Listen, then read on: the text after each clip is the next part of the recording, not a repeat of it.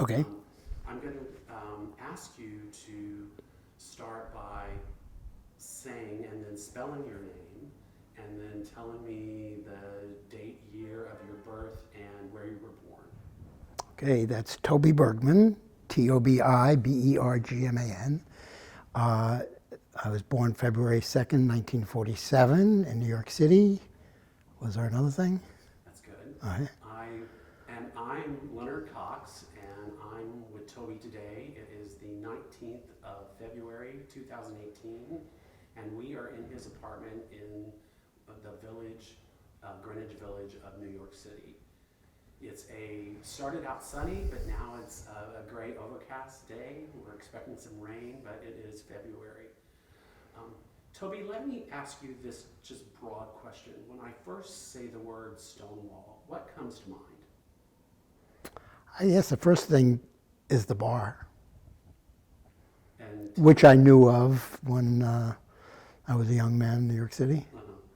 can you give me any description of the bar or where it's located? It's located on Christopher Street and 7th Avenue, and New York City. Did you ever go there? Were you ever I was never there. No. The only time I've ever been there was as part of one of the Stonewall Monument events that took place just outside it, and afterwards people went inside. Mm-hmm. What's your impression of the monument? Well, I think it's an important thing. It's clearly ended up being an extremely important historic event. And I think one that probably few people at the time had any inkling it had any importance, but we don't always know what we're participating in. Mm-hmm. And you said you believe the monument's important. Why is it important? Well, it turned out to be a key event, and in my worldview, it was a key event because it was a liberating event. It was an event of liberation. And I know people call it all sorts of different things, by all sorts of different names, but I think for me the key thing is what happened there was an important liberation. And how is it liberating? Well, it probably was partially because I think people started to understand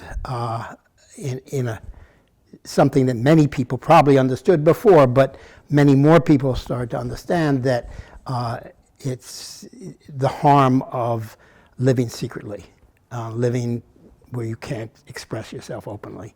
And through that, what I would call a riot, I think it expressed that need for liberation, and in a way that became more and more clearly understood as years went by because of all sorts of other very significant events of history, some happy ones and some sad ones.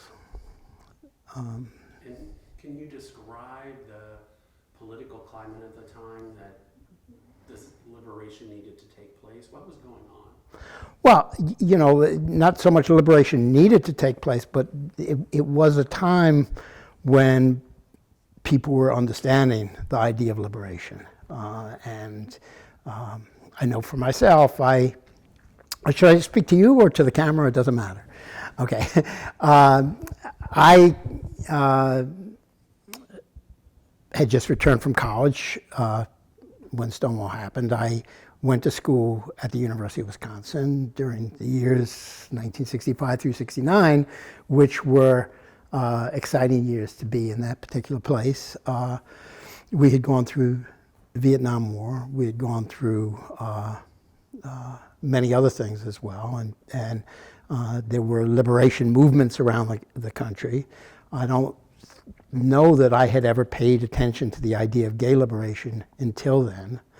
But if I can I think it's useful if I jump into my own story in terms of my own appreciation on that day. As I said, I had come back from college. I moved into my parents' house and on West 20th Street.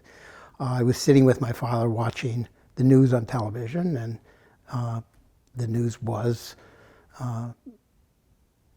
people rioting in the streets of Greenwich Village. And 15 seconds later, I was out the door because I was somebody who had, over the last 4 years, been involved in a lot of street activities, and I enjoyed them. I also knew that it was in this case, because I saw on television there was a battle with police, and I wasn't very friendly in those days towards police, and so it was felt that I had to be there.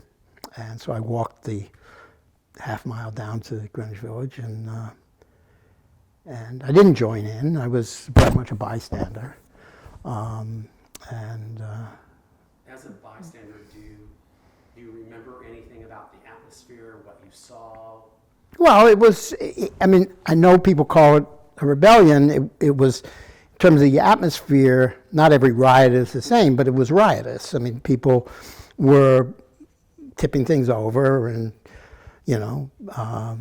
throwing garbage cans and doing riotous things.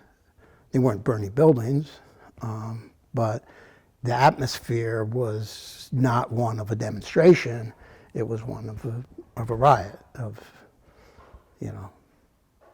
all hell breaking loose. If I remember right, I certainly wasn't the only bystander. I think that, so it wasn't threatening to the point of, you felt like you were going to get drawn in on the wrong side of it by standing there. But it was scary enough that I didn't hang around that long. I appreciate the fact that it was 1969, and that's a long time ago in some of our lives. But do you remember what you thought that night? Not that much. My guess is I thought that it was a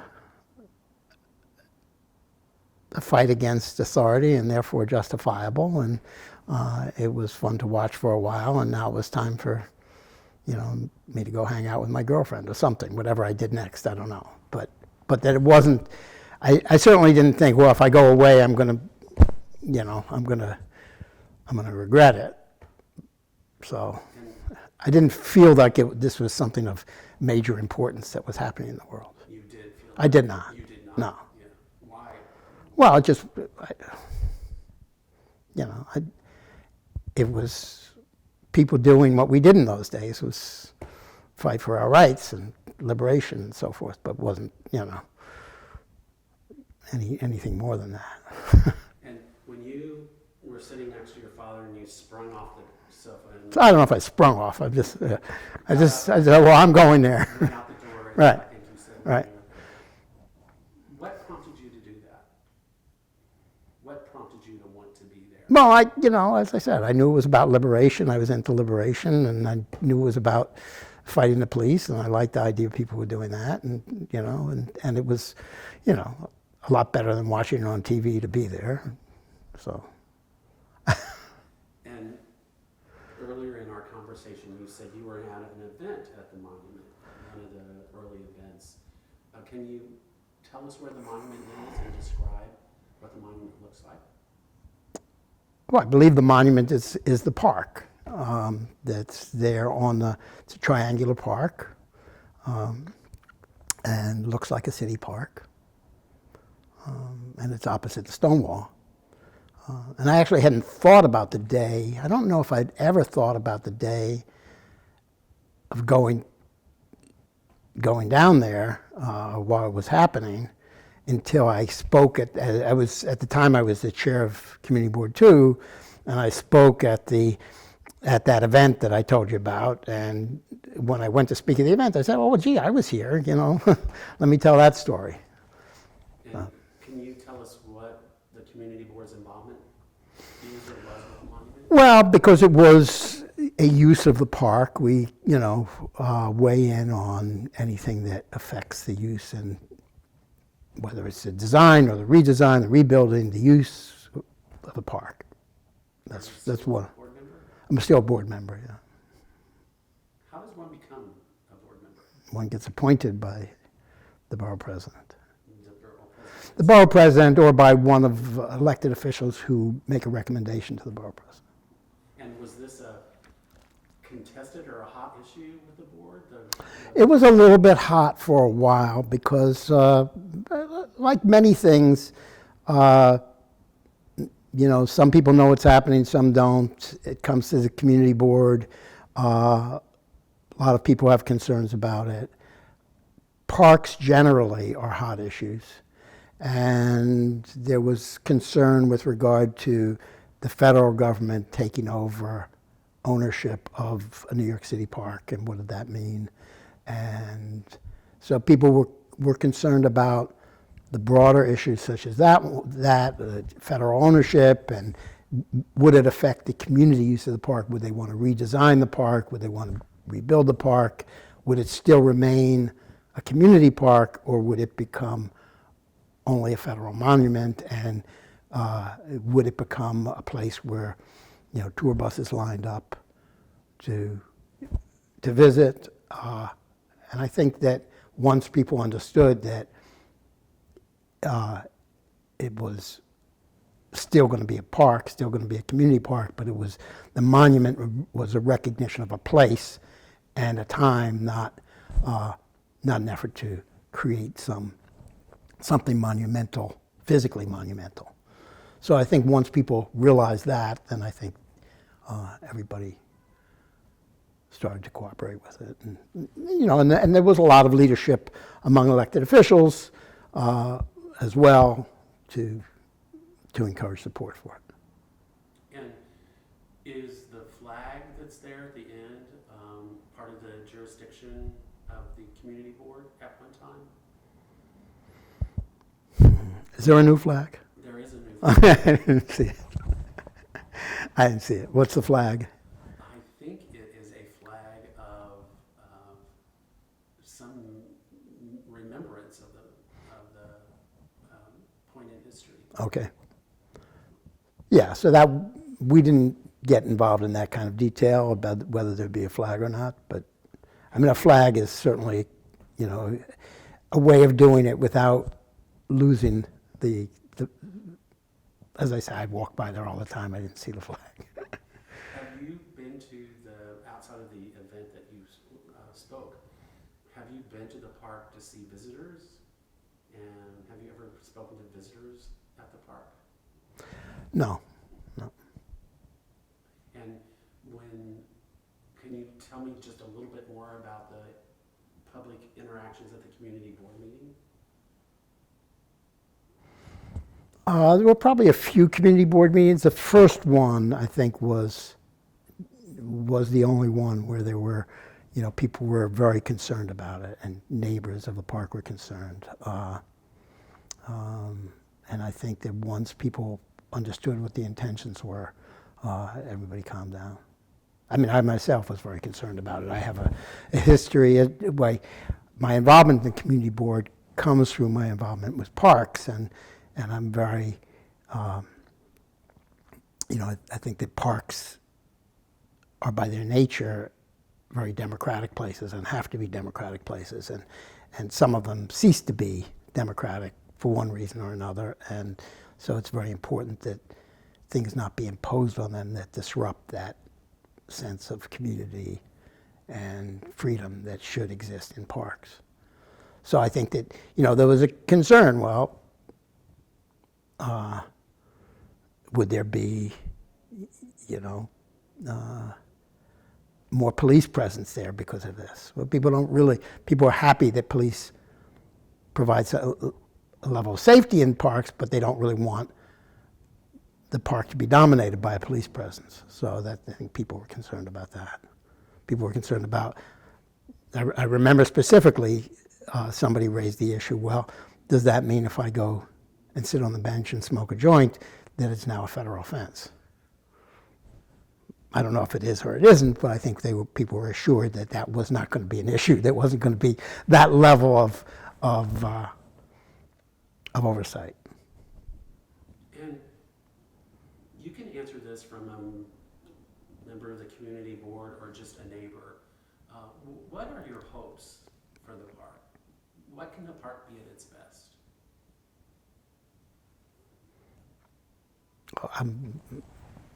I think it's good. Can you? I don't see any change. I mean, every once in a while there have been problems in that park, just in terms of there's kinds of parks that have problems that happen in urban parks. People hanging around, people sleeping there, people drinking there. But I think that what we expect from a park is that you can go there, you can feel safe, you can feel relatively free to express yourself in a variety of ways, or you can sit quietly, and it provides some open green space within the urban environment. I don't know that the change in terms of its status, its recognition status, should really change its what it should be. It should be a park. And that's what the promise was, that it was going to stay a park. And that's Where did your love for parks and outdoor space come from? Well, I grew up in New York City. It's like, kids in New York City love parks. And I think that especially, when I got,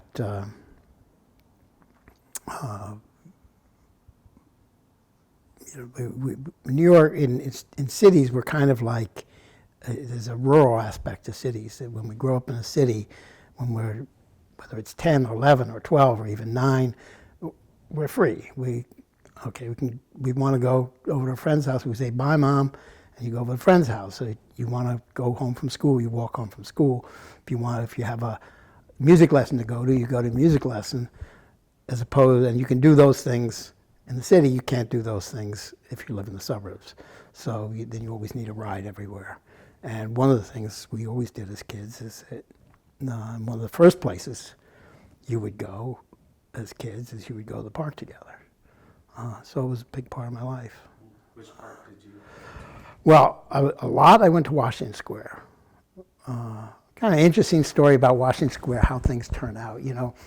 When I was a kid in Washington Square, initially there were still cars in the park. And then they eliminated the cars, and it was used as a bus turnaround. And Robert Moses wanted to put essentially a highway. It was called Fifth Avenue Extension, but it was essentially a highway that came off of the base of Fifth Avenue and took you down to Canal Street, and then hooked up with another major highway that was going to go elevated highway across Canal Street. And there was a big battle against that. And Moses got most of what he wanted, but that was one where he lost.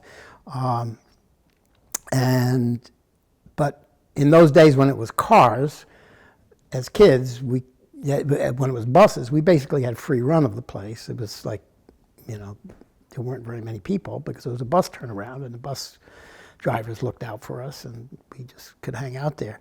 And then, largely because of the activity of the mother of twin friends of mine, when I was in school, a woman named Shirley Hayes, my friends are Chris and Carrie Hayes, she led a movement to get the cars and the buses out of the park, which obviously was successful. And we used to go around putting up little posters. I still have a few of them around here that said, to get the cars out of the park.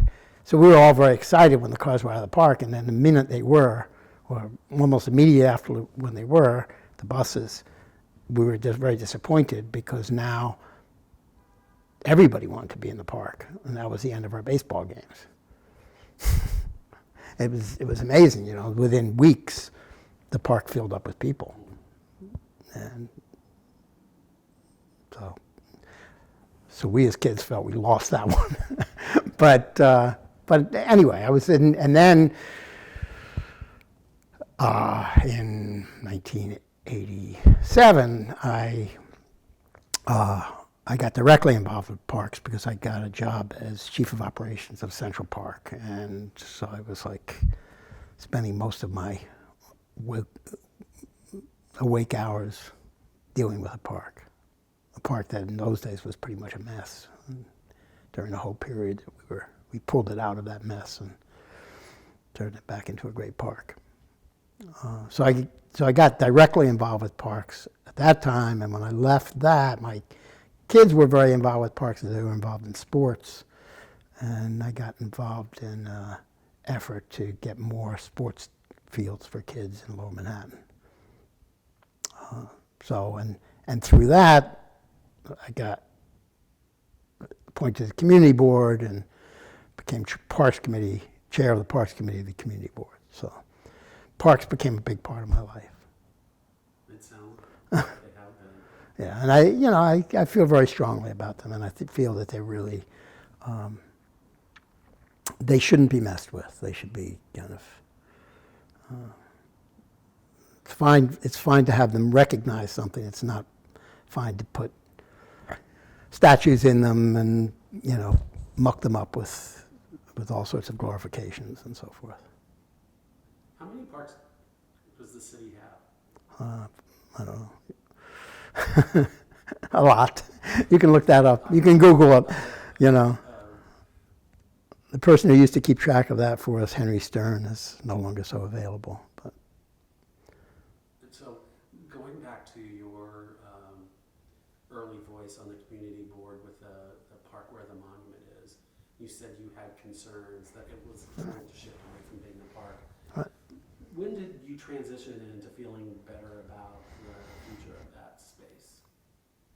Well, pretty much immediately after it. I think that, once we heard from people more details. So the first meeting was not well organized. And I think that not through anyone's intent, but the organizers for the monument had reached out to many people in the community, but they hadn't reached out really to the neighbors.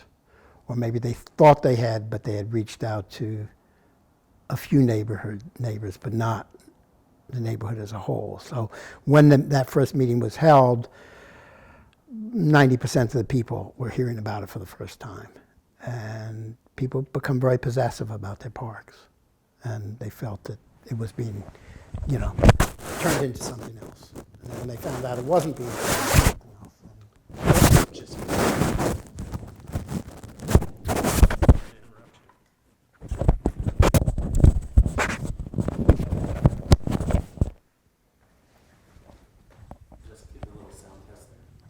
is that okay? Thank you. But it's interesting how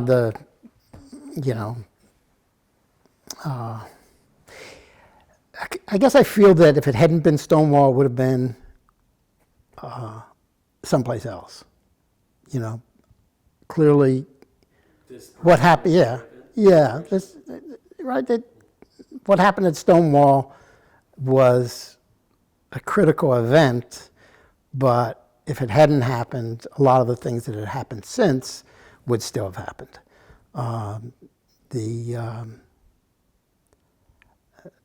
So it was, it was a pressure point, and the pressure burst at that point, and At that particular location. Yeah, at that location, for whatever reasons, it was clearly So I think it was, that location was partially because, to a great extent, the oppression of gay people was somewhat an undercover oppression. Not entirely undercover, because people were being beaten up and they were being excluded, and certainly, a lot of pain involved, but it wasn't like, for example, Jim Crow. There were no signs up, or very few signs up, gays not allowed. And partially there's a difference between, it's much more, you can't be in the closet about being of color. That might be one reason. But for whatever reason, so the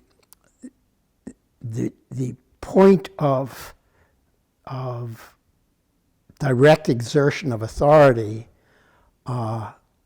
took place in a place where people were kind of in a very controlled circumstance and hidden circumstance allowed to be not in the closet. Okay, you can be not in the closet as long as you're in there, and as long as, you know, and then there was, to that, the authority of the oppression didn't have to express itself because the oppression itself just forced everything on the ground. But in that place where it was allowed to bubble up, that's where the authority beat it back down, and that's where the conflict took place. So it's kind of interesting to me that all of that happened the way it did. To some extent, accidentally, probably. Maybe somebody with some pull was walking down the street and got pissed off and, you know, went home and made a phone call to the police, and the police went down there and raided. Who knows? But, you know, that so it's kind of an accident of history that perhaps that it was in that exact location. Although not so much of an accident that it was in the village, which was a more I'm gonna be careful how I you know, it's so interesting about the acceptance of homosexuality. I think in all sorts of communities, as long as it, you know, it's not that it was unknown, or it's not that it's just it was quiet. You know, that happens, but it happens quietly. You don't hold hands on the street. As long as you don't hold hands on the street, not a problem. Which makes you not understand the poisonousness of it, right? You don't understand, unless you think about it, unless you don't think, okay, well, you can still do whatever you want, but you just, well, in other words, I can do what I want, but I can't be what I want. I can't, you know, I have to be myself secretly. The oppression of that isn't something that people walk around with understanding. So I don't think I understood that at the time. But I did understand that it was liberation. If some young student, an 8th grader studying history, would have to be listening into the archives, let's say years from now, what would you want them to hear about the monument and that time in our history? What would you want them to know about liberation? Well, you know, it's hard to know because it's hard to think about what kind of a world they might be living in. Whether things will be better or worse, or... And if they were curious about Stonewall, what would you want them to know? Well, I don't know if I have an answer to that. Desmond, what questions might you add, or... I guess just, I had a question a few minutes ago when you were talking about, you know, being from New York and how important the parks were to you as a kid. And you also kind of talked about being the director of affairs for Central Park for a little while. No, of operations. I ran... And how you kind of worked together and pulled it out of its current state. Could you talk a little bit more about what it was like before you kind of came on, and the kind of things you guys did? Well, it had started to change before I got there, but Central Park is an interesting sequence of events because parks, when I was a kid, parks were fairly pristine. They were very clean. There were very large numbers of people working in them compared to what there are now. Every little park had a parkie who only attended that park. Central Park had hundreds and hundreds of people working there, and there were. It was when I grew up, you couldn't walk on the grass anywhere in Central Park. Ball fields, yeah, but you couldn't. Any lawn that was in the park, you were not allowed. With signs, you couldn't walk on the grass. Then during the Lindsay administration, they really tried to open up the parks and sponsored all sorts of events and concerts in the park, and Shakespeare in the park began. And there were also demonstrations in the park. And it went from parks being pristine because they were untouchable to parks being devastated because people just basically did whatever they wanted and overran them, and at the same time the maintenance just collapsed. So they were when I was in Central Park, the Central Park Conservancy had already been started, and the beginnings of the transformation had been put into place, but there was still if a granite step on a stairway got broken, that meant get out the barricades and put them in front of the stairway, or at least in front of those steps. There was no thought that you're ever going to be able to fix that step. The solution to the garbage in the park was just get more garbage cans. So there were hundreds and hundreds of, everywhere you looked, there were garbage cans overflowing because they couldn't handle the picking of them. They were all these 55-gallon drums. And so it was pretty bad. It had a reputation for being unsafe.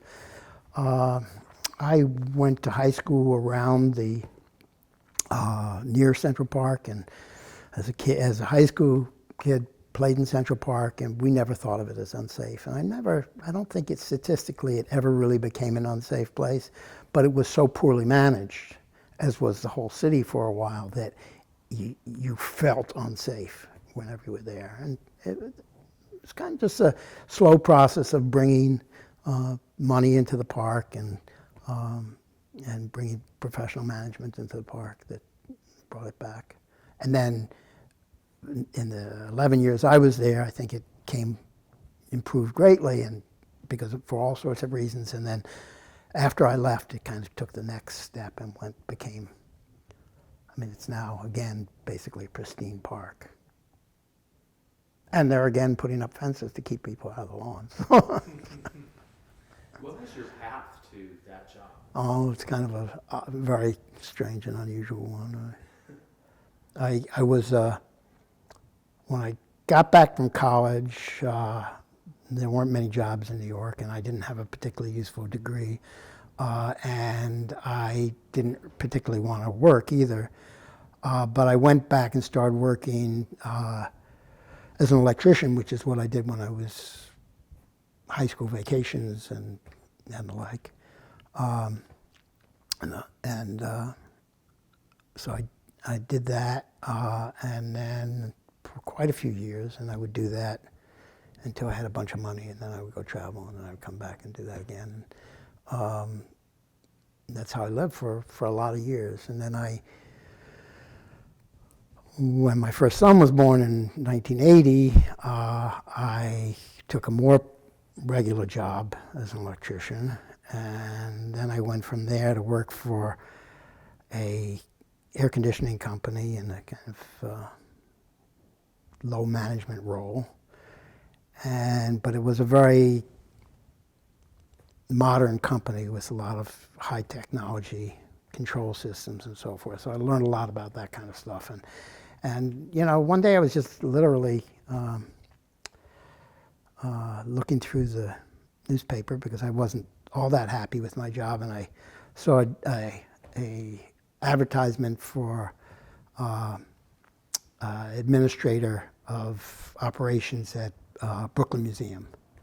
So I applied for that job, and they really I guess they were interested in me for a few reasons. I had, in my time as an electrician, sorry it's such a long story, but you asked, I worked for a period when I, also the same place that I met my wife, I worked at a small place on the Lower East Side that taught women how to do electrical work. So I was the electrical instructor at that place for a while.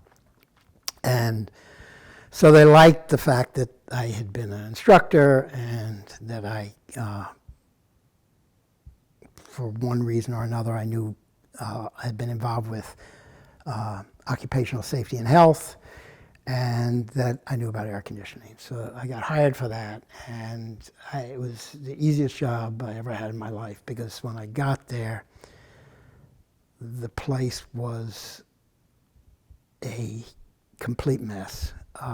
And so in terms of the operations, the physical operations, and they had wonderful people working for them, wonderful experienced carpenters and painters, and everybody was wonderful. And I started having individual conversations with them, these people, and I said, well, you know, you guys are all so great, why don't you work?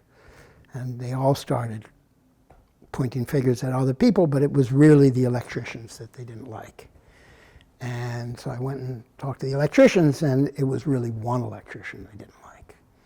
And it turned out that there had been this one guy who had been a guard, and he'd been promoted to assistant electrician, and we became assistant electrician.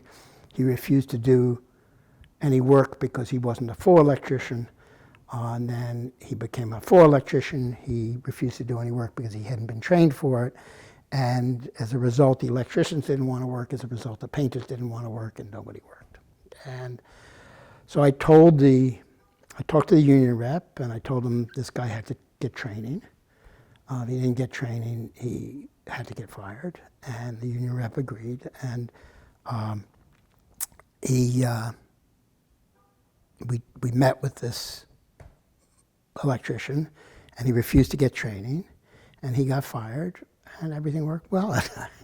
And so I was the hero, and it was like these were all highly talented people who loved to work, and they all started doing the job. And then I saw a job. Again, I saw an ad in the Times for chief of operations in Central Park, and basically my interview with Betsy Rogers, she said, well, why do you want to work in parks? And I told her some of my childhood experiences with parks, and she liked that. She said, well, what do you know about management? And I said, not that much, but let me tell you the story I just told you about the Brooklyn Museum, and she hired me. So. That's fascinating. Yeah. How do you, it kind of seems like from when you've been talking about, I'm getting this image of you as just kind of approaching these situations that are just totally a mess and wrangling them together and kind of getting them in order. How do you approach a big problem?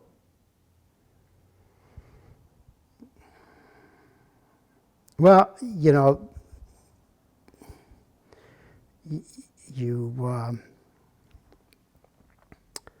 come up with a harebrained idea about how to deal with it, and then you talk to people about the harebrained idea, and when they kind of nod their head, then you know you're wrong. And then I think, I'm not a professional manager in the sense that I really, I was trained in it or anything, but I think that I understand. I know one thing, that, collectively people know a lot. And so if you can get them to tell you and to guide you, you may do well. And a good way to do that is to start a conversation,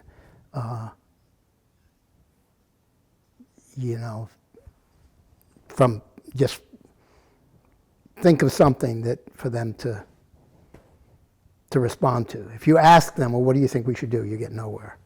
If you say, well, I think we should do this, and it's completely harebrained, then you're likely to get a response in the discussion. One of my favorite things my wife used to say is, some of his ideas are good. So I think that's still true. I want to squeeze into this, something about, that I went to University of Wisconsin, and that got me, involved in anti-war and, a lot of other things. But mostly, the issue of the day was mostly about the Vietnam War. But but something, the thing that really turned me as a, we grew up in the 50s as being true believers. And I'm not sure I ever really was, but my brother was much more so. He was like, I remember him being so upset when Sputnik happened because the Russians had been in space first, and I don't think it bothered me. But still, we grew up as like, true believers that everything was perfect. And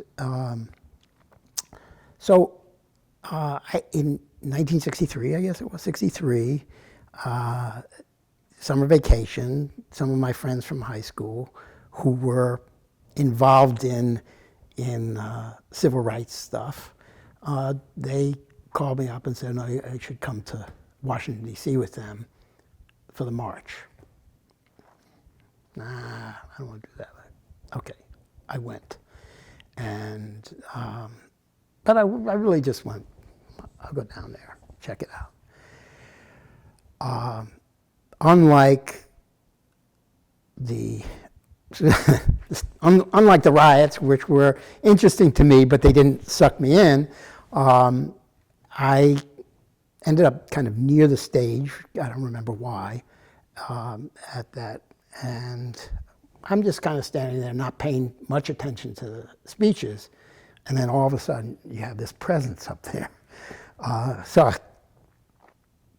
if I point at one thing that kind of like engaged me in the idea of liberation, and I'm not sure whether King ever used the word liberation in that speech, but it was about freedom, and freedom is about liberation. And I think that, that turned me, that I realized that it wasn't just about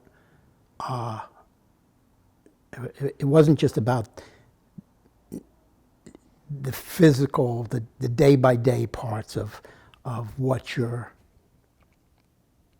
life was like, whether you got this for Christmas, or whether you got to go skiing, or whether the good things happened, the bad things happened, but it was about something much bigger.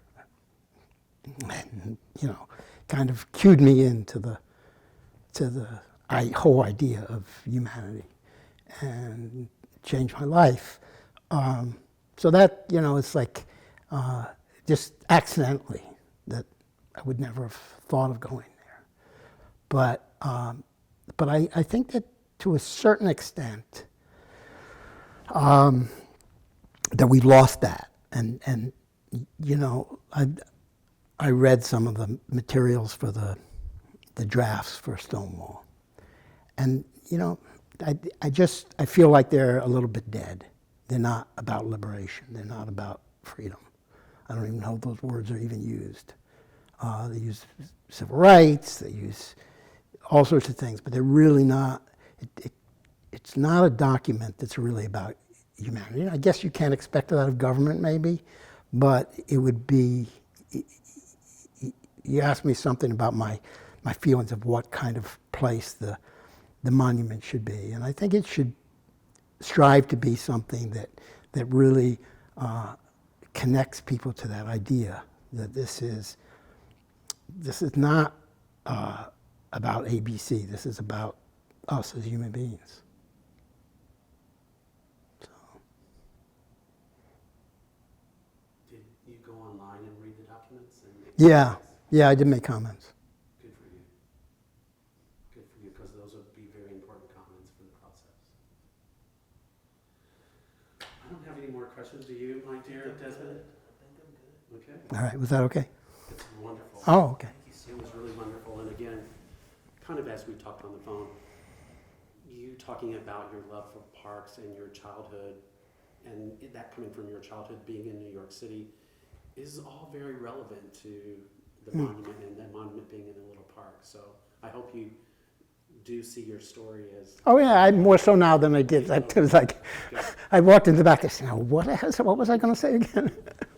That's great. You were in Wisconsin at a very interesting time. Oh boy. Did you know Michael Stoll by any way? He was there at the same time. Yeah, And yeah. Cynthia Black. They were married during your undergrad I don't know if I Michael knew Stoll's her. the I know that I know Michael Stoll. I don't know if I would. I certainly wouldn't remember any particular time with him, but Yeah, he helped form the big Human Rights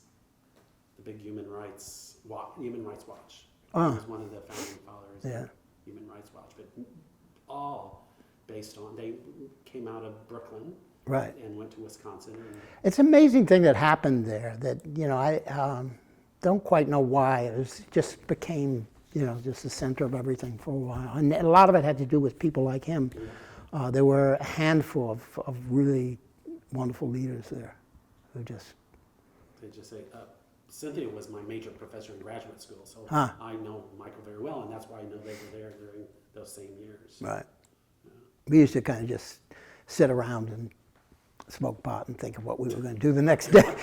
Think we were going to do the next day, It's like, okay. Well, this has been a real pleasure. Thank you so much for your time. I know how incredibly busy you are. No, I'm not. To let us in your home. I'm not busy. I'm retired. I'm not really so busy. But I appreciate that you guys did this and that you're doing it.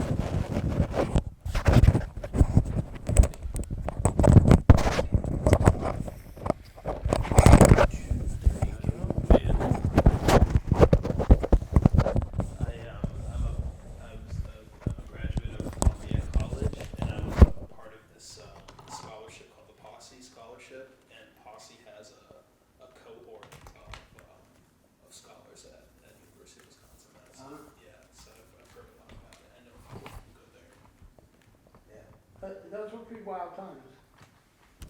The good and the bad. And in between.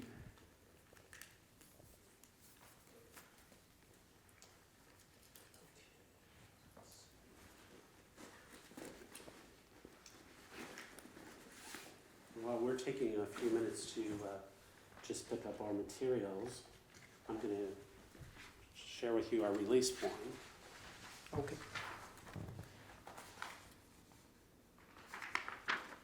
And I just took the time to complete your address and telephone number at the bottom.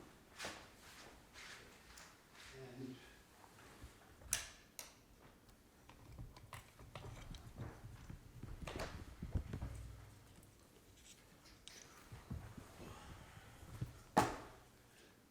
Do you think, I love that you said yes before I even asked you. Do you think today's the 18th? today is the 19th? Oh, yeah, it's not.